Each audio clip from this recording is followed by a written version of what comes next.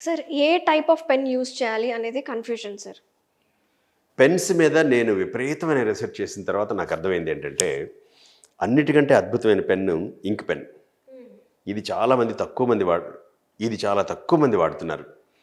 ఈ ఫౌంటైన్ పెన్‌తో రాస్తే ఒక అద్భుతమైన అడ్వాంటేజ్ ఉంటుంది. రాసేటప్పుడు ఆ స్ట్రోక్‌కి, మైండ్‌కి ఒక అద్భుతమైన లింక్ ఉంటుంది. ఆ లింక్ ఫౌంటైన్ పెన్‌కి మాత్రమే బాగా సాధ్యమవుతుంది.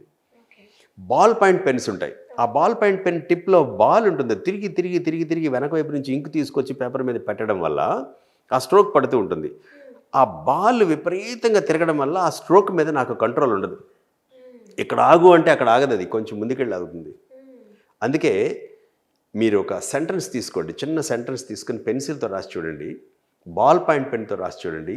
ఇంక్ పెన్‌తో రాసి చూడండి. మీరే అప్పటికప్పుడే ఆ 5 నిమిషాల్లోనే ఒకే వాక్యాన్ని 3 సార్లు రాస్తే ఆ హ్యాండ్ రైటింగ్‌లో డిఫరెన్స్ మీరు ఖచ్చితంగా గమనించొచ్చు. ఓకే. సో, ఒకటి ఇంక్ పెన్ పెట్టుకున్నారు మీ పాకెట్‌లో. ఇంకొక పెన్ సార్?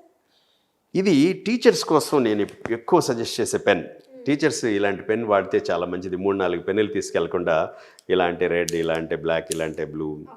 సో స్టూడెంట్స్‌కి బాగా ఫ్యాంటసీ ఉంటుంది సార్. Multi colour pen. ఈ రోజుల్లో బాల్ పాయింట్ పెన్స్ కూడా బాగా వచ్చేసాయి.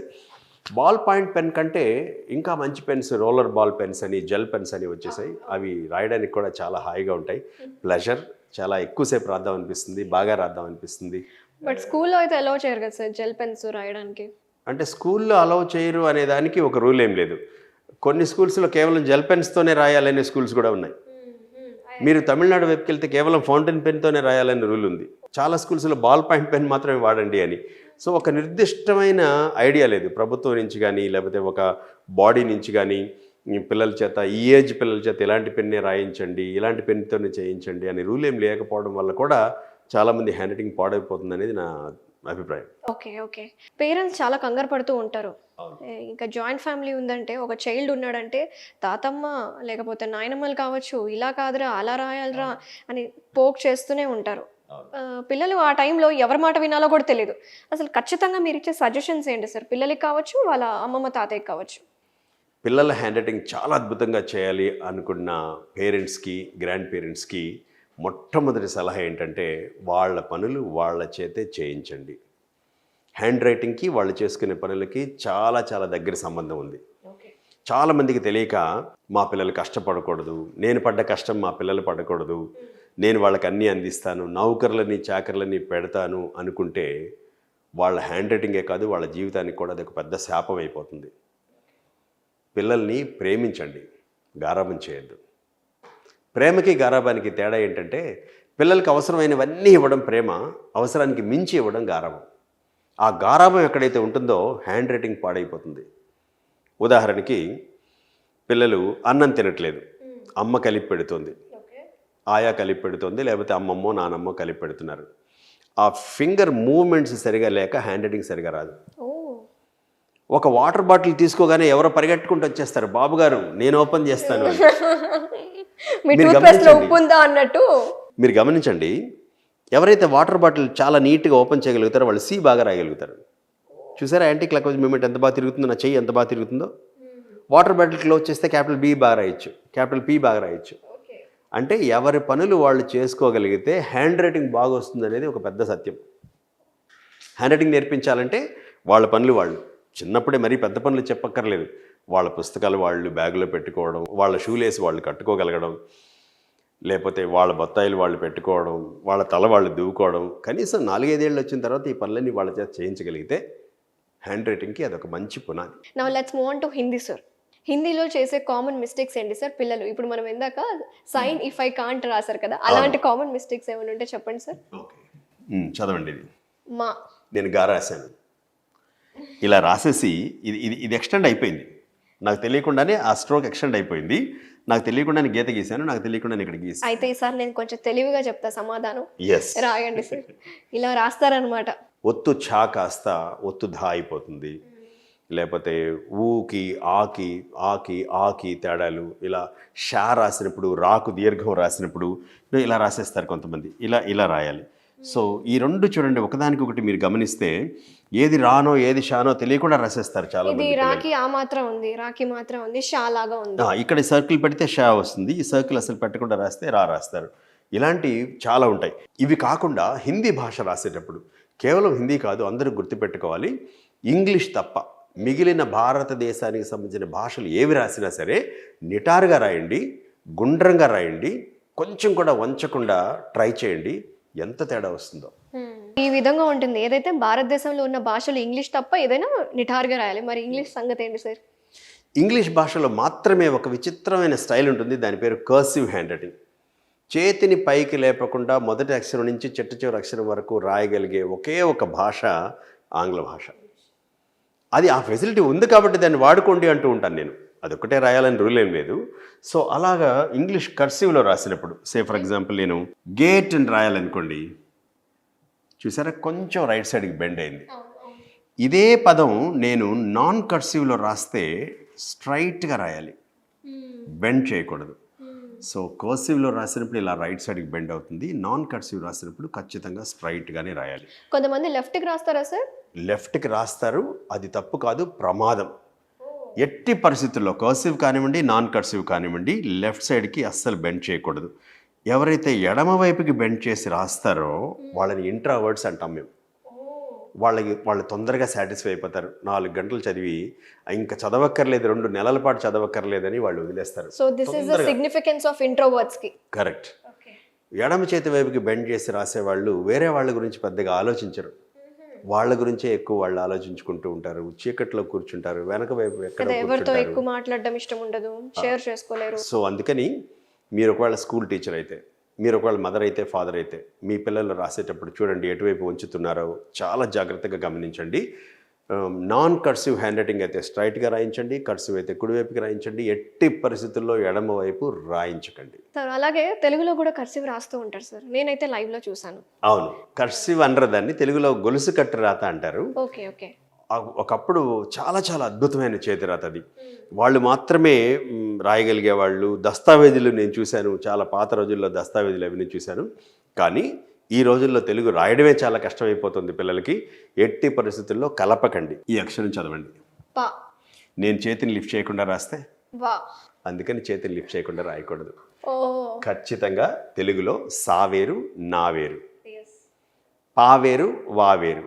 అందుకని ఎట్టి పరిస్థితుల్లో అక్కడ చేతిని లిఫ్ట్ చేయాలి అంటే అక్కడ లిఫ్ట్ చేయాలి, అక్కడ లిఫ్ట్ చేయక్కర్లేదు అంటే లిఫ్ట్ చేయక్కర్లేదు.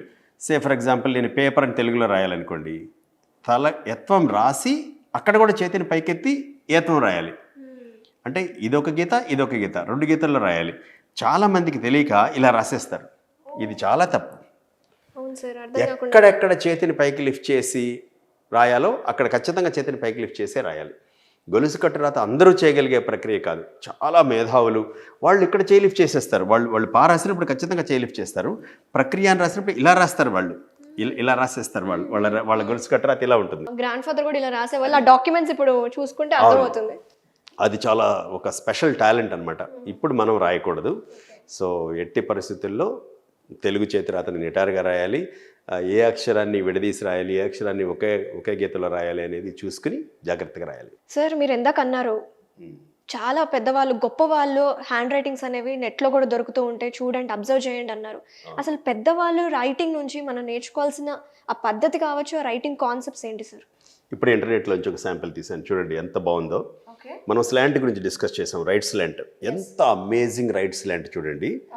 అసలు ఈ రైట్ స్లాంట్ చూస్తే, రైట్ స్లాంట్ నేర్చుకున్న వాళ్ళందరూ గుర్తుపెట్టుకోవాల్సిన విషయం ఏంటంటే, మీరు ఒక 10 లైన్లు 50 లైన్లు రాసినా సరే ఫస్ట్ లైన్లో ఫస్ట్ వర్డ్లో ఫస్ట్ లెటర్ ఎంత యాంగిల్ ఉందో అదే యాంగిల్ని మీరు కంటిన్యూ చేస్తూ లాస్ట్ లెటర్ వరకు సేమ్ యాంగిల్లో రాయగలగాలి. ఓ మై గాడ్, ఇది ఒక బెస్ట్ ఎగ్జాంపుల్. ఇది నెట్లో మనకు దొరికిందనమాట, క్లియర్గా అర్థమవుతుంది సార్. ఇది ఎవరి శాంపిల్ తెలుసా అండి? తెలియదు సార్, చెప్పండి ఎవరిది? మ్యాథమెటికల్ విజర్డ్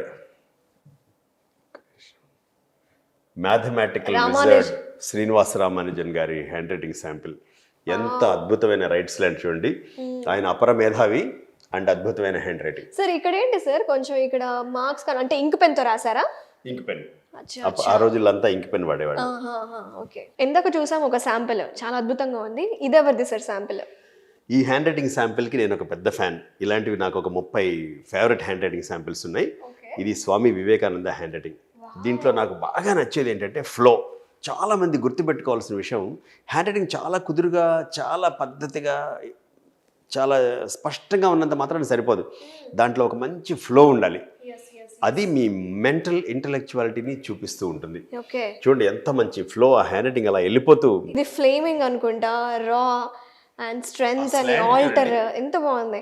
దీంట్లో ఇంకొక అద్భుతమైన విషయాన్ని మనం గమనించవచ్చు. మీరు కూడా గూగుల్లో చెక్ చేస్తే వస్తుంది హ్యాండ్ రైటింగ్ శాంపిల్ మీకు. కింద నుంచి రైటింగ్ని కొంచెం పైవైపుకి వెళ్ళినట్టుగా రాస్తున్నారు, గమనించారా? అసెండింగ్ అంటాం మేము దీన్ని. ఆ వైట్ పేపర్ మీద రాసేటప్పుడు చక్కగా రాయండి, ఓకే, లైన్లన్నీ ఈవెన్గా ఉండాలి. కానీ రాసినప్పుడు ఇలా కొంచెం రైట్ సైడ్ కొద్దిగా పైకి వెళ్ళిపోతే ఆప్టిమిస్టిక్ నేచర్ పెరుగుతుంది ప్రతి మనిషిలోనూ. ఎంత కష్టకాలం వచ్చినా సరే, జీరోకి వెళ్ళిపోయినా సరే, మీరు అక్కడి నుంచి స్క్రాచ్ నుంచి మళ్ళీ మీరు డెవలప్ అవ్వగలుగుతారు. ఇబ్బంది పడకుండా, మిమ్మల్ని మీరు తక్కువ చేసుకోకుండా ఉండడానికి ఈ రైటింగ్ స్టైల్ చాలా బాగా పనికొస్తుంది. అదే ఇక్కడ కనిపిస్తుంది, పైకి వెళ్తుంది ఇలా. ఎస్. సో ఇది ఎవరిది శాంపిల్ సార్? ఇది మనందరి favourite hero hand writing sample, Subhash Chandrabose. ఎంత బ్యూటిఫుల్. ఆ రోజుల్లో వాళ్ళ అద్భుతమైన గ్రామర్, ఎక్స్ట్రాడినరీ వొకాబులరీ వాడడం మాత్రమే కాకుండా హ్యాండ్ రైటింగ్ చూడండి, వాళ్ళ మనసుని మనం అద్భుతంగా అర్థం చేసుకోవచ్చు. ఎంత మంచి ఫ్లో. అసలు ఆ రైటింగ్ చూస్తే వాళ్ళ మైండ్లో ఉండే ఆ ఫీలింగ్స్ కానీ, దేశభక్తి కానీ, దేశభక్తి అనేది కరెక్ట్గా హ్యాండ్ రైటింగ్ శాంపిల్లో మనం చూపించలేం, కానీ ఉన్న స్థానం నుంచి ఉన్నత స్థానానికి వెళ్ళాలి, అందరినీ ప్రేరేపితులు చేయాలి, పాజిటివ్గా ఉండాలి, అందరినీ పాజిటివ్గా చేయించాలి అనే ఫీలింగ్ని మాత్రం ఖచ్చితంగా రైటింగ్లో చదవచ్చు. అలాంటి ఒక అద్భుతమైన హ్యాండ్ రైటింగ్ శాంపిల్ చాలా అద్భుతంగా ఉంది సార్. సుభాష్ చంద్రబోస్ గారు 1940లో రాసిన హ్యాండ్ రైటింగ్ శాంపిల్ ఇది. Excellent sir. Last but not the least, ఇప్పుడు ఈ రోజుల్లో స్టూడెంట్స్కి మీరు ఇచ్చే సజెషన్ ఏంటి సార్, ఎస్పెషల్లీ స్కూల్ గోయింగ్ చిల్డ్రన్స్కి? ఇంటర్నెట్ వచ్చేసింది, అంతా ఈమెయిల్ మీద నడుస్తుంది, కమ్యూనికేషన్ అంతా డిజిటల్ అయిపోయింది, ఇప్పుడు హ్యాండ్ రైటింగ్ ఎందుకు అనే పిల్లలు చాలామంది కనపడుతున్నారు. వాళ్ళ కోసం 3 విషయాలు చెప్తాను. 1, భారతదేశం లాంటి డెవలపింగ్ నేషన్స్లో హ్యాండ్ రైటింగ్ని బేస్ చేసుకుని ఎగ్జామినేషన్స్ కండక్ట్ చేస్తూ ఉంటారు కాబట్టి 90-95% ఎగ్జామినేషన్స్ అవే ఉన్నాయి కాబట్టి మీరు ఖచ్చితంగా బాగా రాయవలసిందే. సెకండ్ పాయింట్, పేపర్ మీద రాస్తూ ఉన్నప్పుడు మెదడు కణాలు ప్రేరేపితం అవుతాయని రీసెర్చ్లో తేలింది. మీరు టైప్ చేసినప్పుడు అంత రిటెన్షన్ ఉండదు, చేత్తో రాసినప్పుడు జ్ఞాపక శక్తి ఎక్కువ ఉంటుంది, ఆ సబ్జెక్ట్ మీద మంచి పట్టు మీకు దొరుకుతుంది. అదే మీరు టైప్ చేయండి, 10 పేజీలు టైప్ చేసిన తర్వాత ఒక 10 నిమిషాల తర్వాత అడిగితే ఏం టైప్ చేస్తారో మీకు గుర్తుండదు. అదే మీరు ఒక 10 పేజీలు రాయండి, అరగంట తర్వాత అడిగినా సరే మీరు ఏమి రాశారో దాంట్లో కనీసం 50-60% మీరు చెప్పగలుగుతారు. అంటే రాతకున్న ఒక అద్భుతమైన లక్షణం అది, చేతి రాతకున్న అద్భుతమైన లక్షణం అది. అందుకని చేత్తో రాయండి. 3వ విషయం, చాలా చాలా ఇది నా ఫేవరెట్, గ్రాఫోథెరపీ అనే ఒక అద్భుతమైన శాస్త్రం ఉందండి. ప్రతిరోజు మీ గురించో లేదంటే ఒక పర్సనల్ డెవలప్మెంట్ బుక్లో నుంచో, మీకు బాగా నచ్చిన బైబిల్, ఖురాన్, భగవద్గీతలో నుంచో 2-3 లైన్లు రాయగలిగితే మెడిటేషన్ చేస్తే ఎంత ఫలితం వస్తుందో కరెక్ట్గా అంత ఫలితం వస్తుంది. నేను ఒక పేపర్ మీద రాస్తూ ఉన్నప్పుడు నా మెదడు ఇంకొక విషయం ఆలోచించడానికి అవకాశమే లేదు. భావాతీత ధ్యానం చేసినంత ఫలితం ఖచ్చితంగా చేతిరాత రాస్తూ ఉన్నప్పుడు వస్తుంది. కాబట్టి don't forget to hand right. Excellent sir, చాలా అద్భుతమైన విషయాలు చెప్పారు. This is a very new concept and very new subject sir. మా స్టూడియోకి వచ్చారు, అడిగిన వెంటనే మంచి మంచి కాన్సెప్ట్స్ చెప్పారు. ఎస్పెషల్లీ ఇలాంటి గ్రేట్ పర్సనాలిటీస్ వాళ్ళ చేతిరాత ఎలా ఉంటుంది, వాళ్ళ మైండ్ సెట్ ఎలా ఉంటుందని చాలా వివరంగా చెప్పారు సార్. అండ్ మంచి మంచి టిప్స్ కూడా ఈరోజు మా వ్యూవర్స్కి అందించేశారు. Thank you so much once again and నమస్తే. Thank you.